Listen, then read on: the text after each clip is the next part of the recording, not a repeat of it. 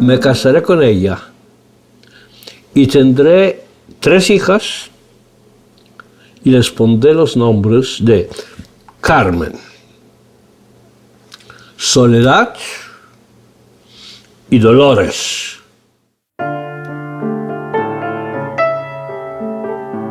O sea, cogerme del brazo de él era decir, el mundo entero me pertenece, porque pisando fuerte, ¿sabes? A donde quiera que íbamos, porque él podía resolver todos los problemas del mundo. Se los dejé todos en sus manos, ¿no?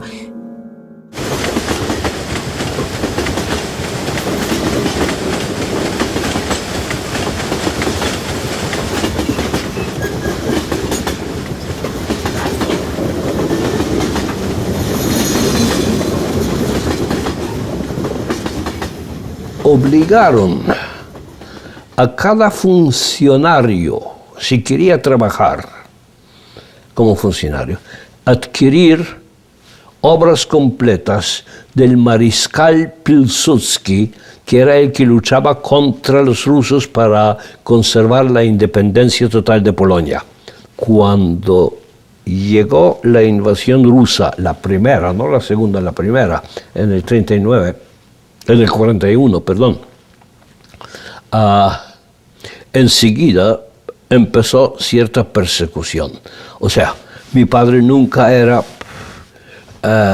participó en la política ni en nada, pero un día, que era muy típico, a las 2 a las 3 de la madrugada, llamaron a la puerta a revisar la casa. Revisaron la casa y no encontraron nada, hasta que en el último momento se fijaron en las obras completas de Pilsudski. Las cogieron y dijeron, y con esta razón se llevaron a mi padre, esperando a sus queridos que volvieran. Y pasábamos los tiempos, sobre todo por la noche, sentados, mi madre y yo, junto a una chimenea que daba calor, sobre todo en invierno, y al otro lado mi hermano tocando el violín tristemente, y así pasábamos noche tras noche.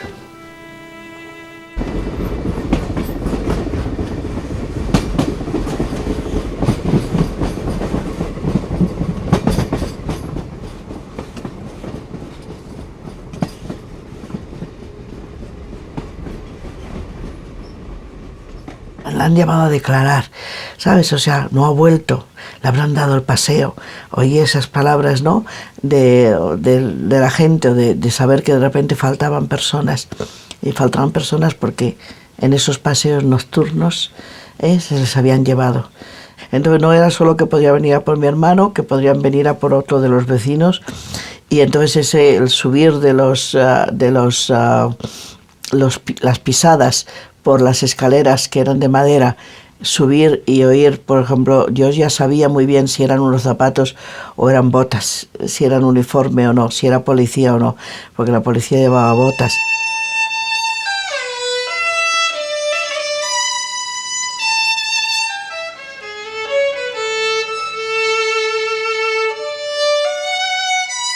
Mi hermano, Vladimiro, 4 años más mayor que yo, pero un día vino a casa, que él habrá tenido ya entonces pues 18 años o lo que sea, vino con una pistola en la mano y dijo que él se alistaba en el ejército independiente ucraniano. Mi padre, que había sufrido tanto en las cárceles y todo, le dijo que ni hablar. Y le propinó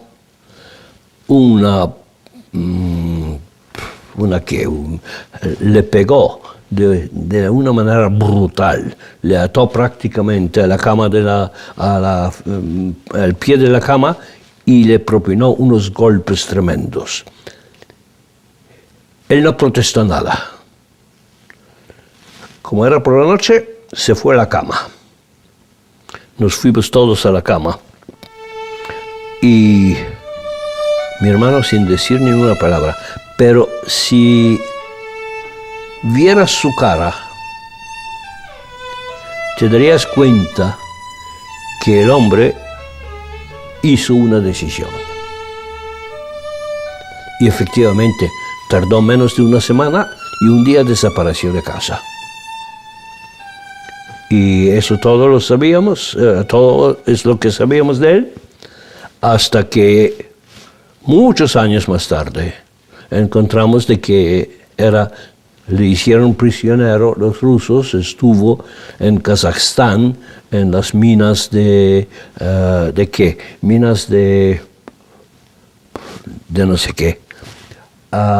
Y trabajó ahí y luego a los 10 le habían condenado a 20 años de trabajos forzados, pero a los 10 años murió Stalin y le dieron la libertad y volvió a casa.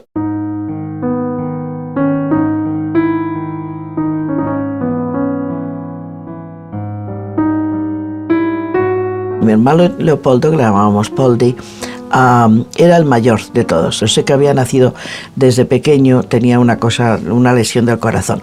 Cuando se le quisieron llevar al frente, mi madre dijo para que muera allí abandonado, si le quieren que le maten aquí en casa conmigo, que yo por lo menos muera abrazándole. Y mamá decidió que mi hermano era prófugo, que había huido y que no sabíamos nada de él. Y otro secreto que yo tenía que guardar, ese sí que era gordo, porque si se enteraban de que Poldi estaba escondido en mi casa y venían los milicianos muchas veces para registrar la casa y a ver qué se llevaban, entre ellos muchos de sus colchones se los llevaron, y todo lo que teníamos que les gustaba, naturalmente se lo tenían que llevar, pues me daban caramelos y me decían que dónde estaba mi padre. Yo decía, pues está en la otra zona, porque la guerra la ha pillado allí.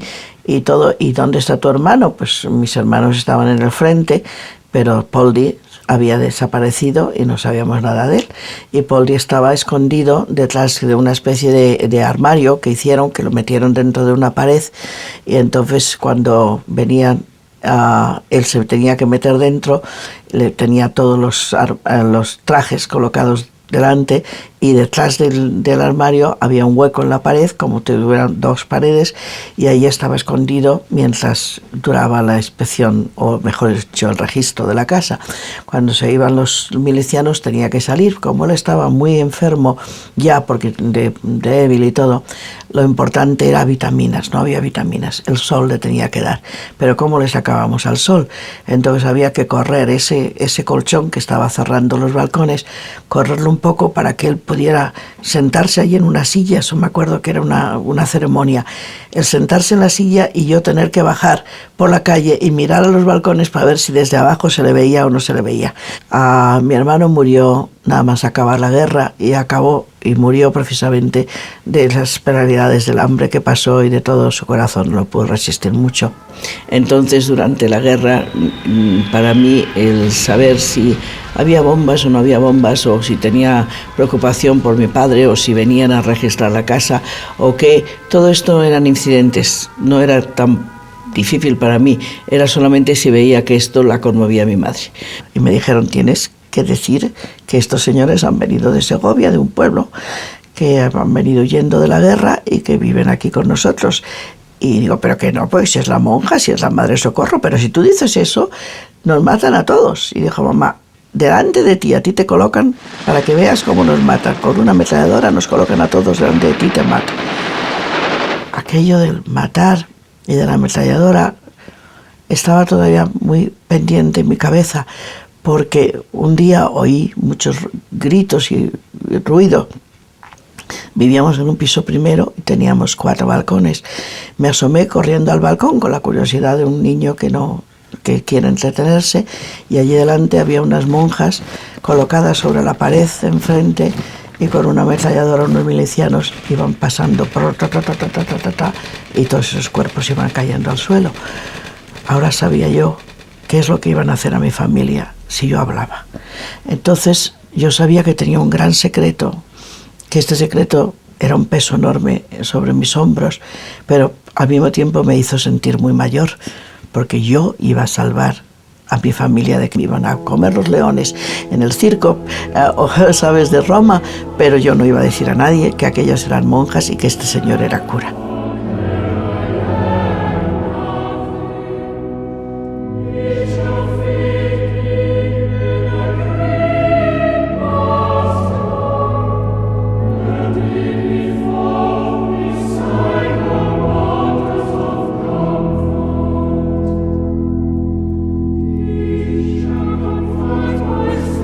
Realmente yo recuerdo un poco la guerra como una gran aventura también, y mi madre nos hacía mucho sentir eso, diciendo: algún día cuando seáis mayor vais a ver que habéis vivido esto, los que están en la otra zona comiendo y pasándolo muy bien.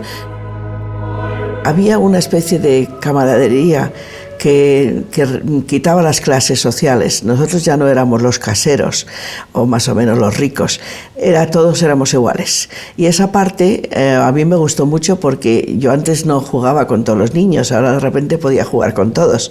Que la guerra la viven los niños, por lo menos la vivía yo, con muchas cosas interesantes.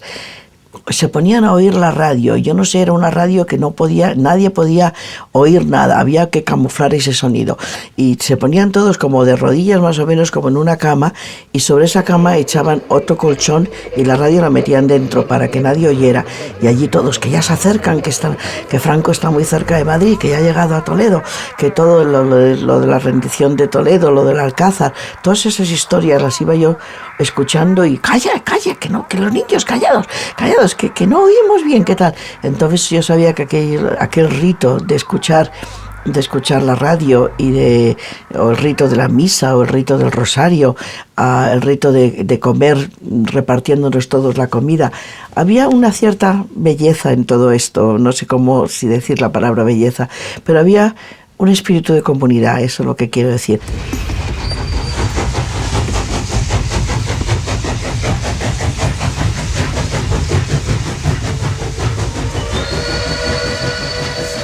En el año 43,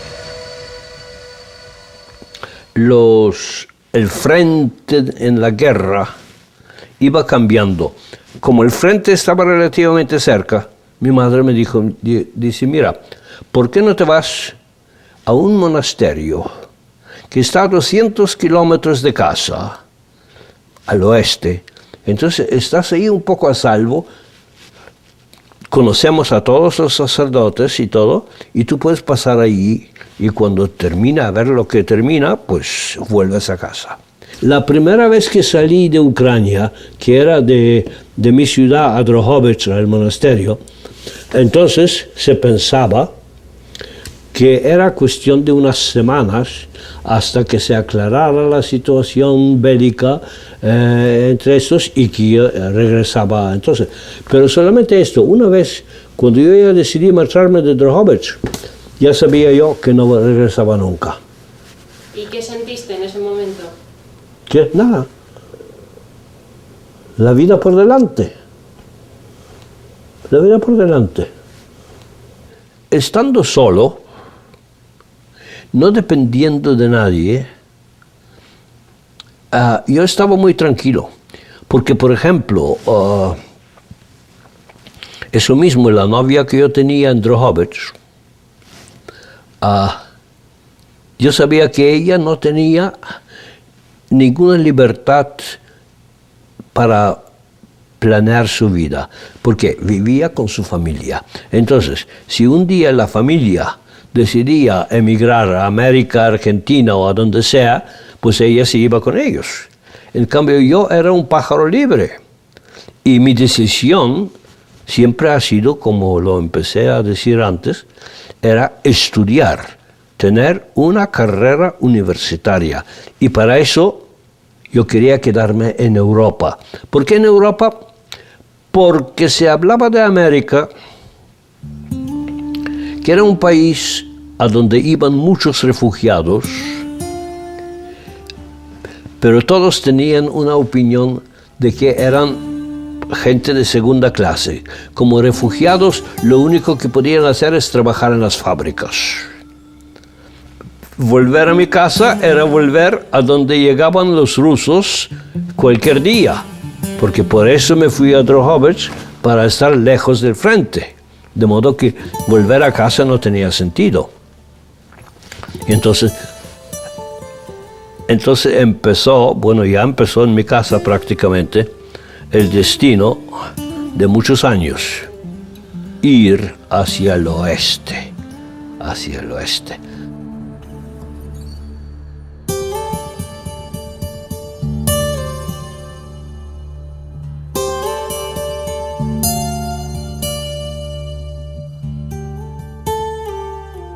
Mi madre por lo menos nos hizo tener un orgullo muy grande de que habíamos resistido la guerra en la zona del frente, que no nos habíamos ido a ser lo que hoy llamaríamos ocupas, como hizo mucha gente que tuvo que salir huyendo o que les mataron. Dejaban, pues yo me acuerdo, unos chalés preciosos que había por Recoletos, pero mi madre decía: yo no me marcho de aquí con todos mis hijos, dejando todo lo que tengo con la puerta abierta. Si pasa algo, pues morimos todos, pero ella no quería de ninguna manera abandonar lo que tenía.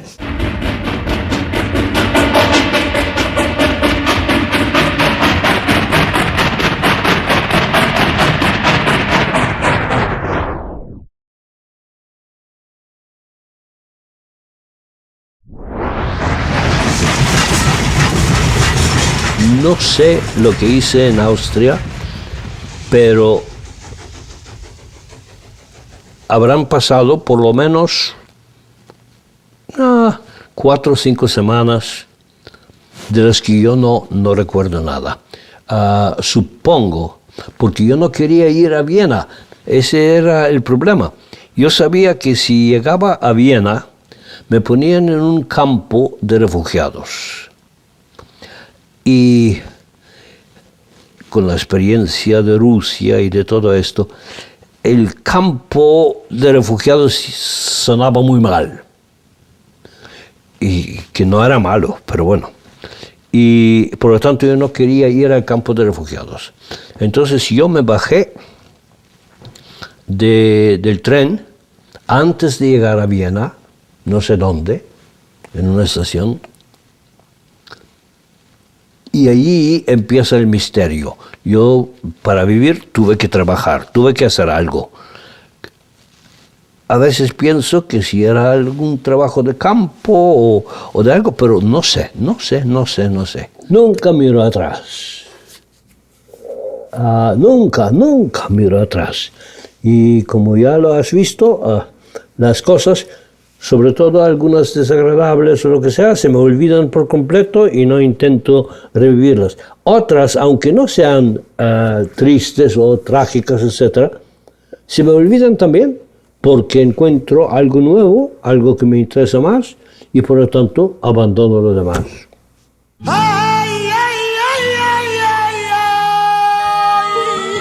Y entonces llegaron aquellos soldados milicianos y se empezaron a llevar a todos a las quintas, a todos los chicos jóvenes. Entre ellos, pues naturalmente mi hermano, el mayor, Eliseo, pues estaba estudiando medicina cuando empezó la guerra y por lo tanto pues le hicieron un médico así en un momento y le llevaron a servicios auxiliares porque él tenía gafas para que curara o hiciera las primeras curas, porque no sé qué más sabría él. Entonces mi otro hermano, que era Tito, tenía 16 años y le llevaron al frente. Claro, el pobre se hizo pis en el pantalón cuando se le llevaban, empezó a devolver, en fin, era una tragedia el ver cómo se le llevaban a este crío. Y me acuerdo que en Madrid cantaban: en los almacenes se puya, no hay ningún chupete, porque la quinta del 40 se los ha llevado al frente, porque eran todos niños los que iban sufriendo. Y a él le habían dejado allí cerca, muy cerca en este parapeto que te he dicho, que estaba ahí al lado de casa. Entonces mi madre nos llevaba a mi hermana y a mí y a mi hermano David, que eran los más pequeños, para que le diera pena de ver a una señora con 3 niños. Y decía, mira, aquel que está allí es mi hijo, podría salir, que le quiero dar un bocadillo o algo. Y entonces le hacía esas concretas viudas o lo que fuera, se lo llevaba en una bolsita y se lo daba para él. Y él se acercaba, nos daba un beso y se marchaba otra vez.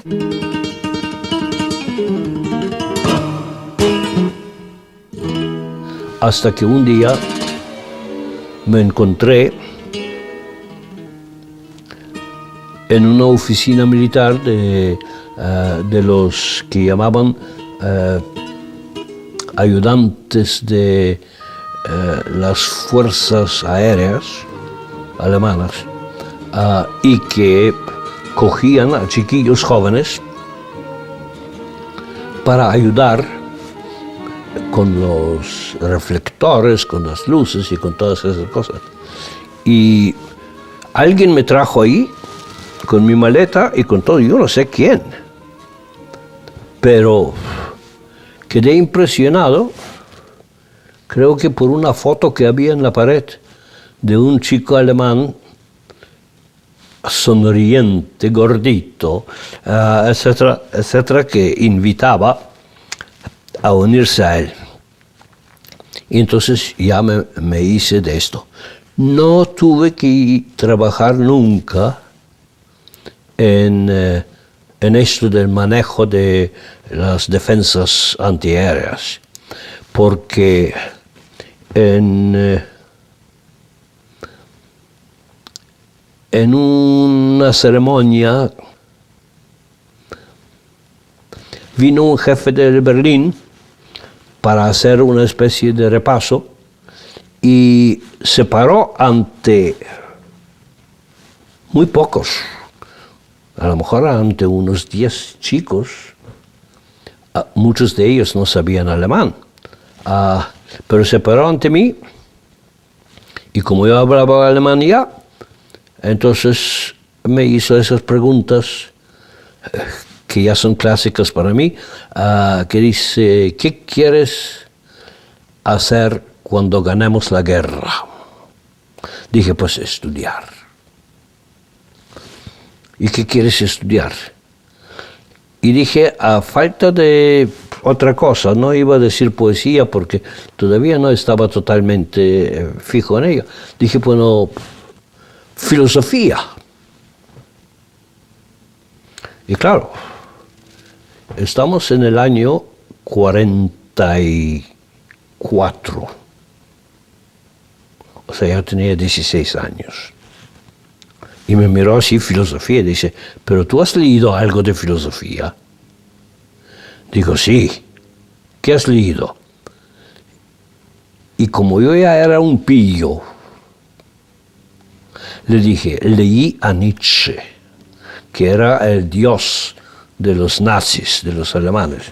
¿Y qué has leído tú de Nietzsche?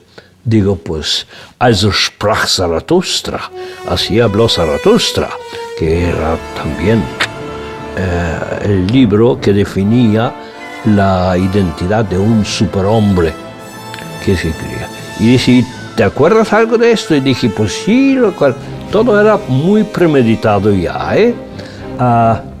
digo, sí, der Mensch ist etwas, was man überwinden muss. Que quiere decir, el hombre es algo que hay que conquistar o superar, o sea, pasar de hombre a superhombre, etcétera, etcétera. Esto le bastaba.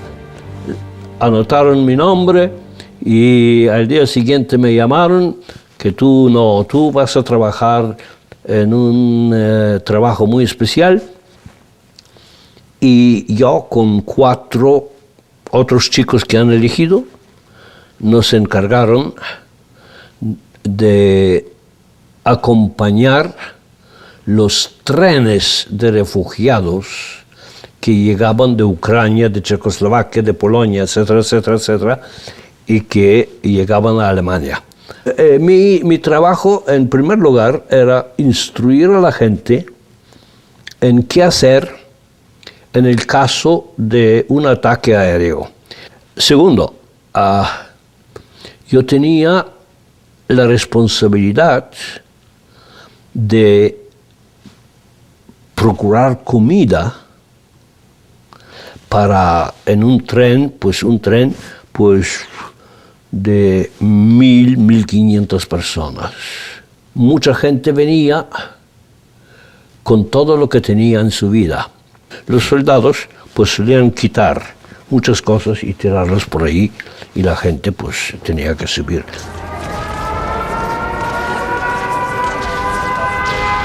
Lo que más me aterraba es cuando empezaban a sonar los obuses, las sirenas. Eso te decía que todo el mundo tenía que ir bajo cubierto y corriendo para poder llegar a casa, y como siempre decía mamá, si morimos, que moramos todos juntos. Y entonces ver un señor que iba andando por la calle San Bernardo. La calle San Bernardo yo iba entonces cuesta arriba y por lo tanto subía más o menos más despacillo. Y ver a aquel señor que venía cuesta abajo, por lo tanto que venía directamente a mí, que estalló un obús muy cerca, que nosotros nos tiramos al suelo y que aquel señor sin cabeza, quiero decir, sin que no tenía la cabeza, o sea, es una cosa como si yo hubiera visto con el tronco saliéndosele la sangre, ¿sabes? Y que daba pasos, dio 1 o 2 pasos y cayó. Entonces, esa sensación de haber visto ese señor sin cabeza dando los 2 pasos, no sé si me explico bien, porque lo de sin cabeza parece tan truculento y tan tétrico, pero para mí esa es la idea que tengo de que sin cabeza daba 2 pasos. Para mí la idea de que le vi dar los 2 pasos, él iba bajando la cuesta y yo la iba subiendo, y naturalmente quien fuera conmigo me tapó enseguida los ojos y me agarró y me cogieron en brazos y en volandas y me llevaron a casa, porque yo venía corriendo para decirle a mamá que había visto a un señor muerto sin cabeza, y esa obsesión la tengo todavía hasta hoy día muy marcada en mi retina, porque todavía parece que les puedo ver. Y cuando cayó el obús en mi casa, el no ver, el estar todo lleno de polvo por todos los sitios, y un olor a dinamita. Entonces yo ya sabía lo que era dinamita después de este olor. La casa tenía 4 pisos y 2 pisos desaparecieron con la bomba. O sea que yo vivía en el primero, entonces se quedó primero y segundo, y los otros pisos desaparecieron. Pero para mí lo terrible era que mi madre no me encontró porque yo estaba durmiendo, y cuando me fueron a despertar, o yo decía, ¿qué pasa? ¿Qué pasa? Estaba con adoquines de la calle encima de mi cama. Y luego el nerviosismo de mi madre, llorando y contándonos cabezas. Me acuerdo que eso me pareció muy raro, que mi madre nos tocara, como nos tocaba la cabeza, y contaba 1, 2, 3, 4, para saber si estábamos todos o había que buscar entre los escombros a alguien más.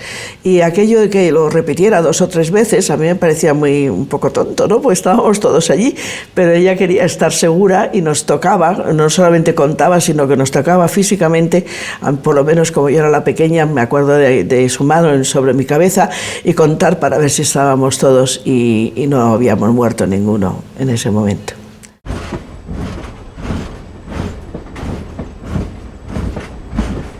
De 5, a lo mejor 10 aviones que llegaban, bajaban relativamente hacia eso, y entonces con metralletas pasaban lo que se veía. Y yo creo que en muchos casos no veían nada, pero por si acaso cumplían las órdenes. O sea, en los 2 viajes que yo hice con trenes, no tuvimos ni una muerte. Teníamos, no sé si 1 o 2 personas ligeramente heridas. O sea, porque la gente aprendió rápidamente. El tren se paraba, todo el mundo se marchaba. El tren se iba para no atraer a los aviones rusos, ¿verdad?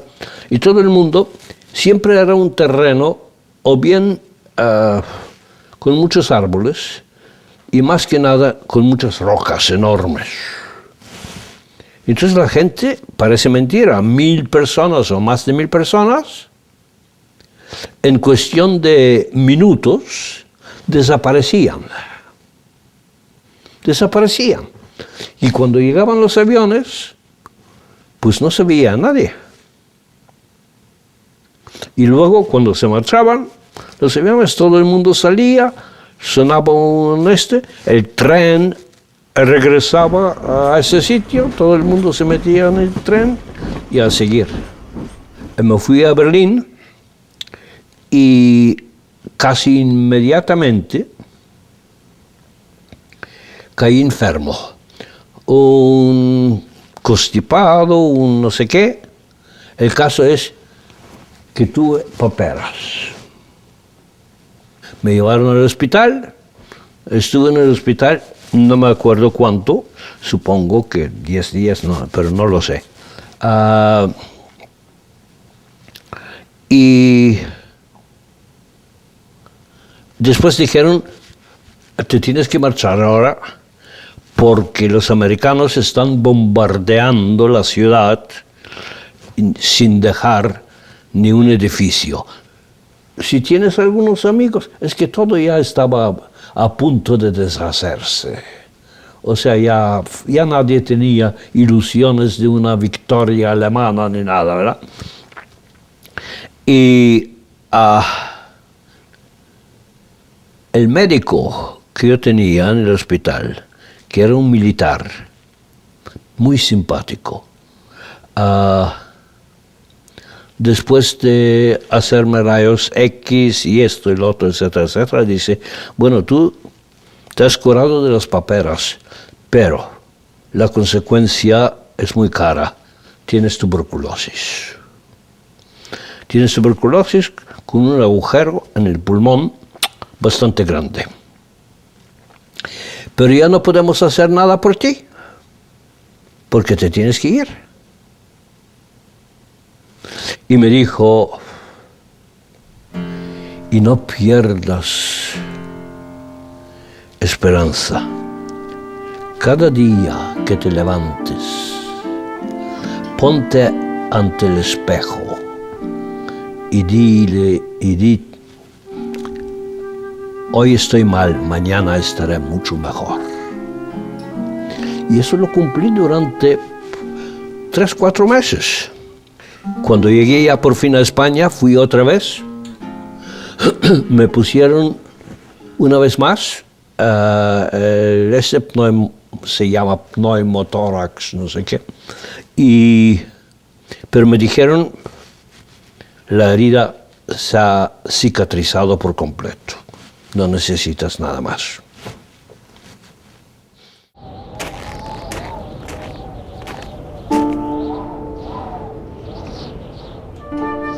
Unos días más tarde, que me llegó la carta que como ya cumplía 17 años, por eso tenían que entrar forzosamente en el ejército. Y me dijeron, tienes que llegar a la ciudad de Graz, a presentarte allí al servicio militar. Y ese hombre, campesino ese, dijo, nada, tú no vas a ninguna parte, porque la guerra va a terminar muy pronto. Y yo te protejo. Y entonces, como era ya 1945,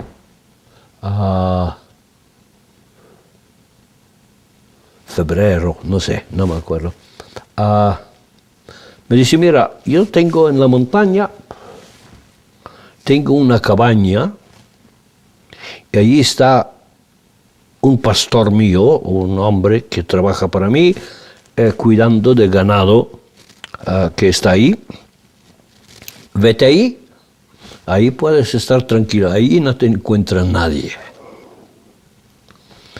Y entonces ya, sí, vino el pastor y me llevó a su casa. a su cabaña.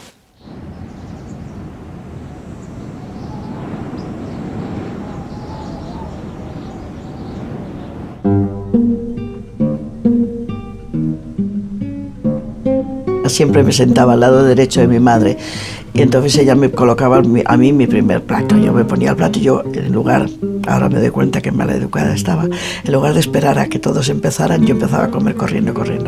Porque así, mientras iba pasando a todos mis hermanos y daba la vuelta, llegaba a su plato, mi plato estaba ya vacío. Entonces yo la miraba a ella me veía con el plato vacío y decía, pues yo no tengo tanta hambre. Y cogía de lo que tenía en su plato y me echaba un poquitito al mío. Y yo decía, qué tonta eres, mamá, yo no comprendo, con el hambre que yo tengo siempre y tú siempre sin hambre. Pobrecita, costaba 20 duros una docena de huevos, ya que yo era carísimo. Y se lo proporcionaban a mi madre en la embajada de Argentina. Y entonces al llegar a casa con aquella docena de huevos, era un huevo por 12 días, un huevo al día, se comía mi hermano Poldi. Y yo me quedaba mirando. Entonces mi hermano cogía un trocito de pan, me daba una mojadita en él, una pringadita, y me lo daba. Yo me lo comía deprisa para ver si me llegaba la segunda. Algo parecido a lo que hacen los perritos, ¿sí? Se lo comen deprisa para que enseguida a ver si viene el próximo bocado. Entonces yo me volví otra vez. De tal manera aquello se puso tan malo que cuando yo oía que va a comer el huevo Poldi, alguien que coja Merceditas, que Merceditas desaparezca, entretenerlas, para que yo no pudiera estar allí, porque si no mi pobre hermano no podía comer su huevo tranquilo. Mi papá me iba a traer todos los pasteles que quería, incluso el cielo estaba lleno de pastelerías. Y si es que nos moríamos o nos pasaba algo, íbamos a ir al cielo donde yo iba a comer todos los pasteles que quisiera. Entonces yo me iba a casar con un pastelero, porque eso era para mí la profesión más sagrada que había. Todo este mundo que me habían hecho de cielo, de pasteles, de comida, que era mi obsesión, pues se materializó cuando me dijeron que escribiera una carta a los reyes, que los reyes magos no venían porque estábamos en guerra, pero que esas cartas sí que les iban a llegar y cuando acabara la guerra me iba a traer todo lo que yo quisiera. Entonces me dijeron que no, tampoco escribiera mucho, no era porque yo no pidiera a los reyes, es que solamente había un papel muy bonito con una greca, yo me acuerdo todavía una greca con colores, y yo no podía estropear ese papel porque ya no había más. Y entonces me dijeron, pide lo que quieras, digo, lo que yo quiera puedo pedir. Y entonces, queridos Reyes Magos de Oriente, quiero que cuando acabe la guerra me traigáis un huevo frito para comérmelo yo sola. Y esa carta que mi madre, una pena que no la tengo, pero que mi madre la guardó por mucho tiempo, significa lo que el huevo significa aún para mí.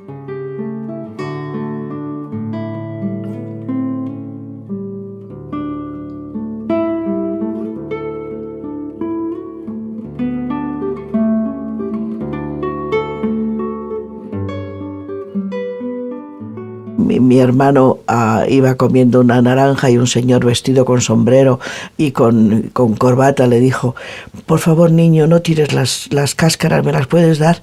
Y se las dio a aquel señor y mi hermano se quedó sorprendido de ver a aquel señor con tan buena pinta que le estaba pidiendo de limosna. Y de limosna eran las cáscaras de naranja y él cortó media naranja y se la dio también. Y ahí estuve casi 3 meses, comiendo lo que había, y lo único que había era lo que el pastor hacía. El pastor hacía mantequilla, había leche y queso, sobre todo queso. Entonces, una buena raja de queso, de esos de queso duro, una raja de queso con un poco de mantequilla encima y un vaso de leche. Todos los días, menos 2 o 3 veces que el pastor tenía que ir al pueblo y entonces traía un poco de pan o algo así, pero eso duraba muy poco. Entonces, eso era. Y eso sí que me cansó. Era un sitio agradable, yo me lo pasaba muy bien, pero me cansó. Y un día le dije al hombre, yo lo siento, pero me voy.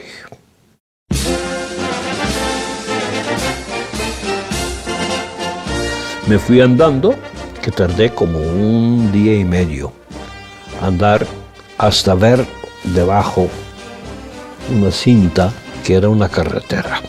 Yo creía que todavía era guerra, salvo que en la carretera la primera cosa que vi era un soldado en un uniforme distinto y con una chica bajo brazo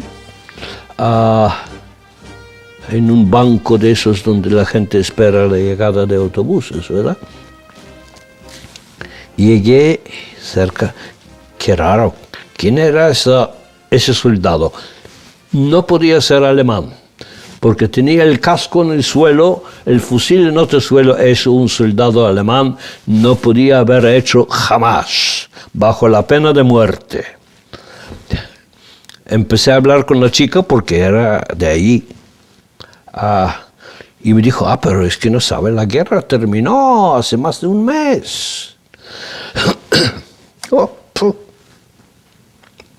Digo, bueno, ¿dónde estoy?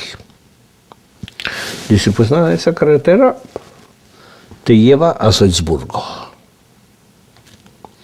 a Austria, en Austria. Y digo, pues allá voy. Y al final, después de caminar y caminar y caminar, vino un camión que traía no sé qué cosas, me recogió y me llevó a Salzburgo. Y llegué al campamento ucraniano en Salzburgo. El día que terminó la guerra, de eso me acuerdo perfectamente bien, porque empezaron, primeramente a cantar, chillar por esto, y fue los primeros moros. Yo nunca había visto un moro, a una persona con la piel oscura. Estaban los moros además muy raros, porque llevaban, barreños y cosas, palanganas. Yo decía, ¿qué hacen con esa gente? Pero ellos iban cargando con muchas cosas. Y se pusieron allí completamente detrás de casa, en la plaza de San Bernardo. Allí pusieron como una especie de un tenderete con muchas cosas que yo llevaba. Y entonces salimos todos y mi madre luego me dijo que horror le había dado que me dejaran a mí salir siendo tan pequeña, que qué horror que la hubiera dejado, porque a mí me subieron hasta con un camión un señor que le vi vestido por primera vez con el tricornio de la Guardia Civil, que debió de sacar el uniforme. Le colocaron como si fuera Dios ahí en medio de un camión, y yo iba ahí sentada con él y con otros, chillando, cantando canciones, ¿sabes?, de Viva Franco y Viva España y Viva todo. Y entonces nos íbamos por las calles simplemente chillando la gente. Entonces venían ya las tropas de Franco, las chicas iban besando a los soldados. Yo no entendía todo aquello, pero iban todos, y no te digo los que ya empezaron a salir con la camisa negra, ¿sabes?, de los falangistas, y con la hoz y toda la hoz y el martillo por los suelos de los comunistas, y los otros sacando las flechas y el yugo como venga símbolos, poniéndolos por todo Madrid. Y todo eso fue un día de euforia, y el día en que no comía absolutamente nada, porque no había nada para comer.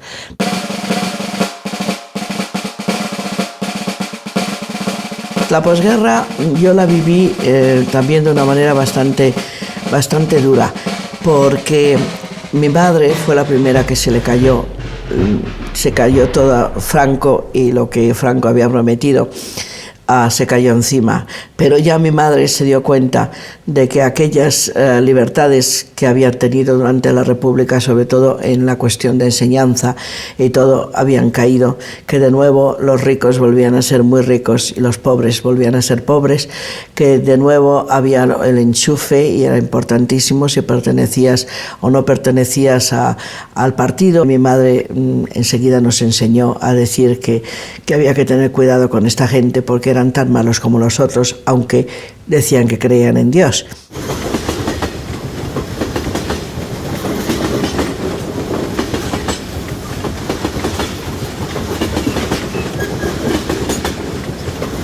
Yo terminé el bachillerato en Salzburgo, decidí buscar una universidad.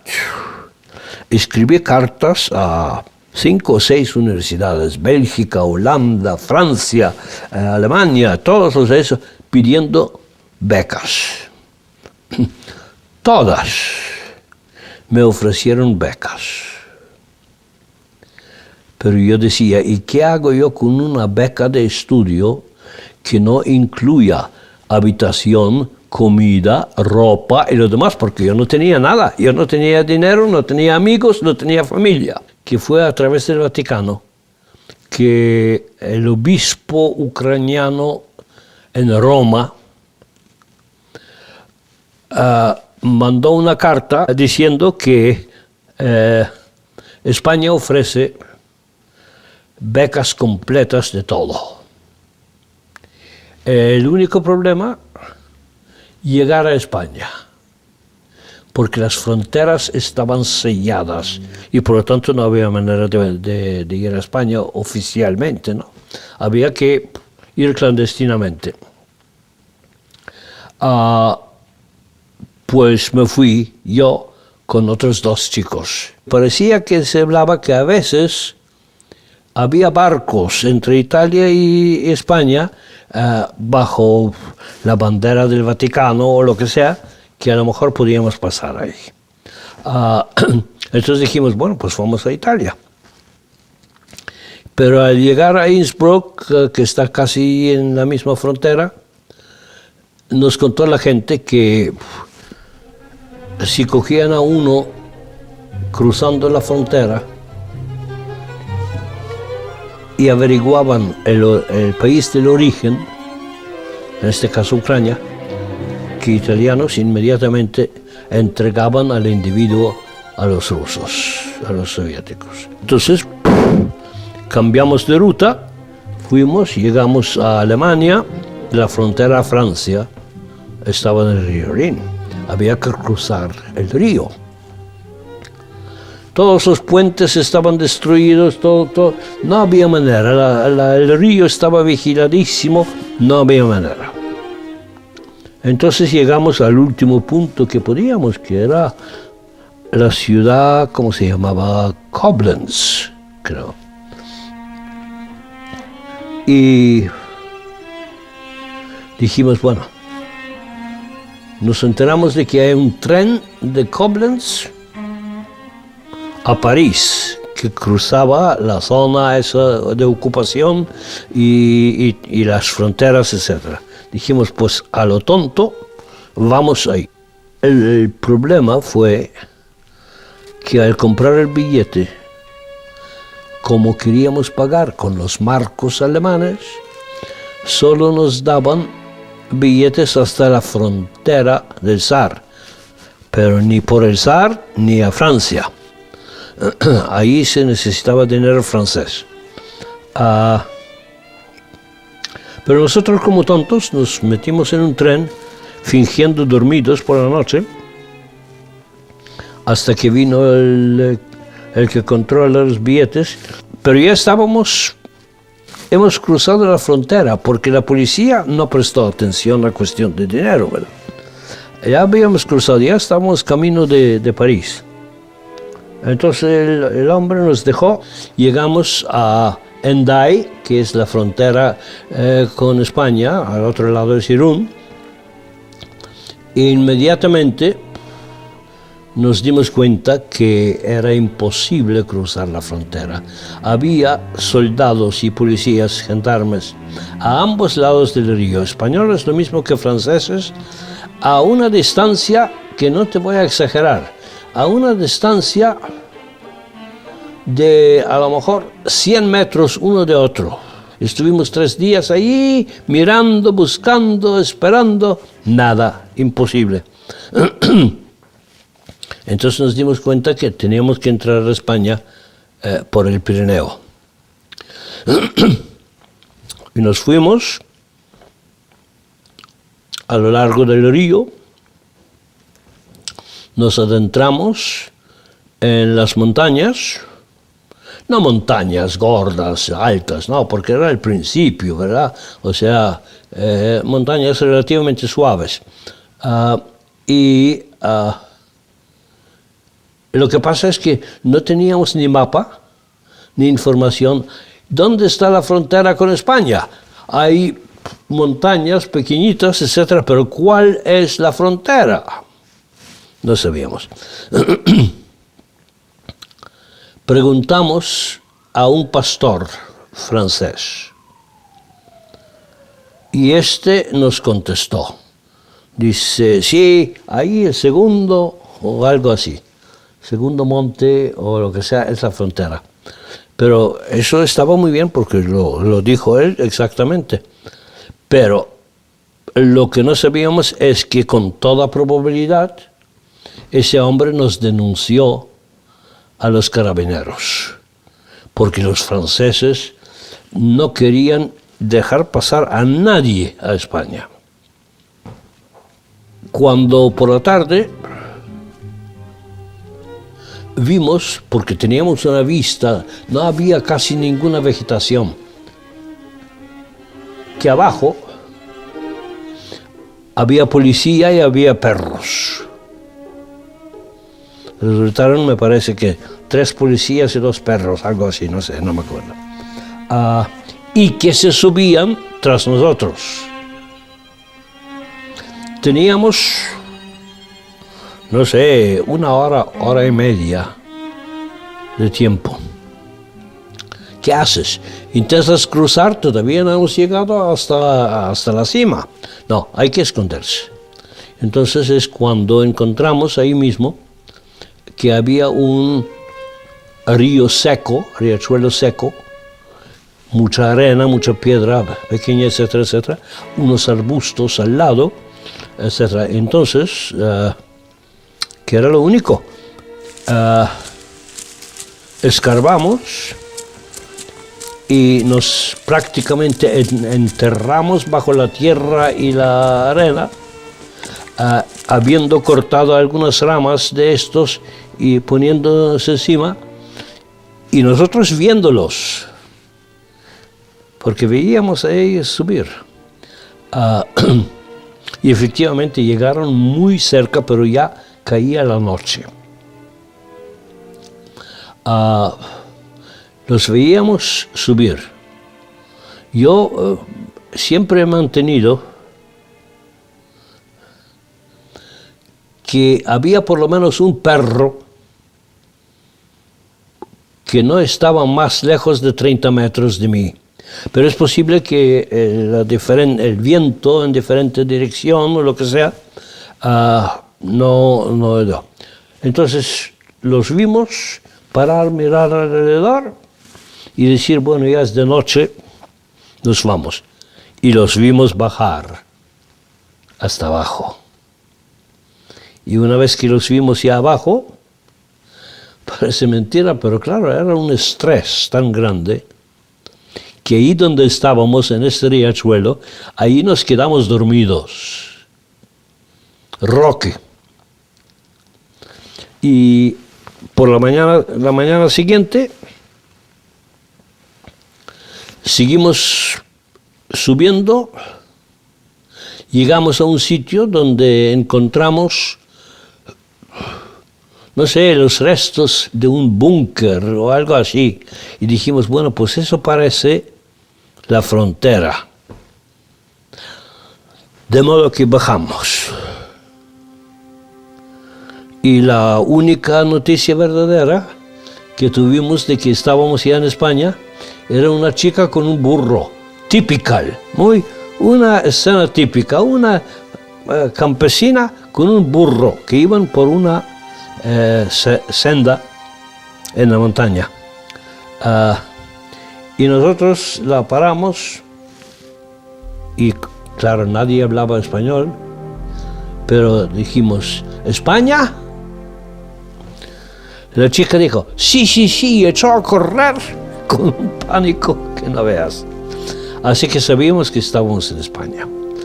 Y ya bajamos, seguíamos bajando, hasta llegamos al primer pueblo, que era Vera de Bidasoa, y a la entrada del pueblo hay una iglesia. Entramos en la iglesia. Bichos raros, con uniformes de scouts, con insignias y con todas esas cosas. La iglesia estaba vacía, no había ningún servicio entonces ni nada, pero salió lo que parecía un sacristán y nos empezó a hablar. Nosotros no entendíamos nada. Se fue y vino con un cura jesuita que resultó ser alemán. Le explicamos que la beca que esperamos tener es una beca autorizada por el Vaticano. Hombre, eso es importante.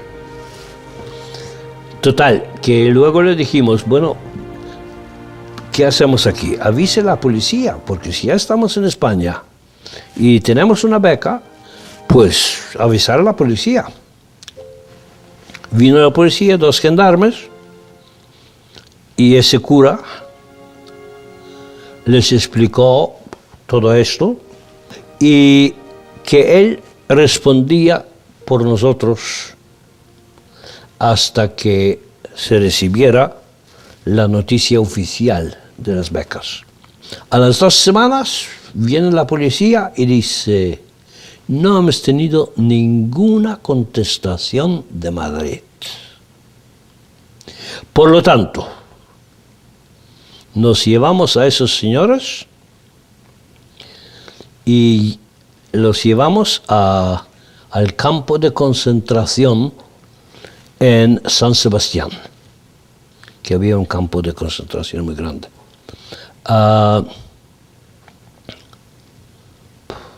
El gozo en el pozo. De repente ya estás allí y si te meten en un campo de concentración, de ahí no sales por mucho tiempo. Pero nada, ¿qué hacemos? El cura, muy simpático, nos acompañó. Fuimos a Irún, a la comandancia militar.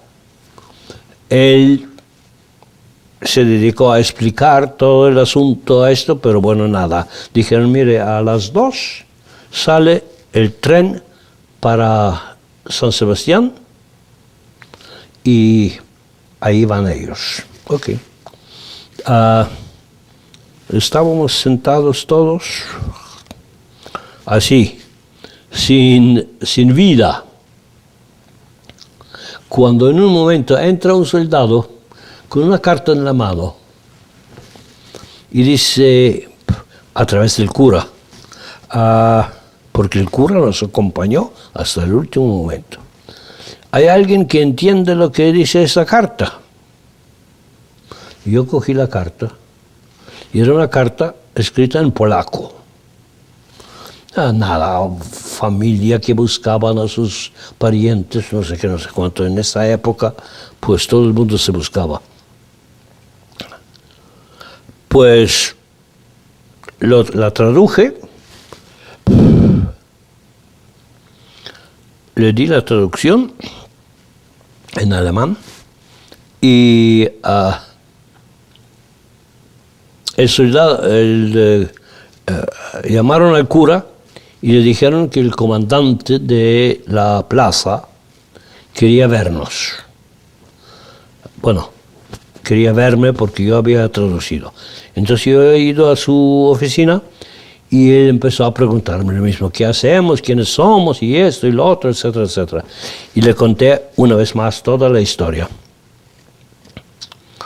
Entonces él, el cura, estaba al lado y lo traducía todo.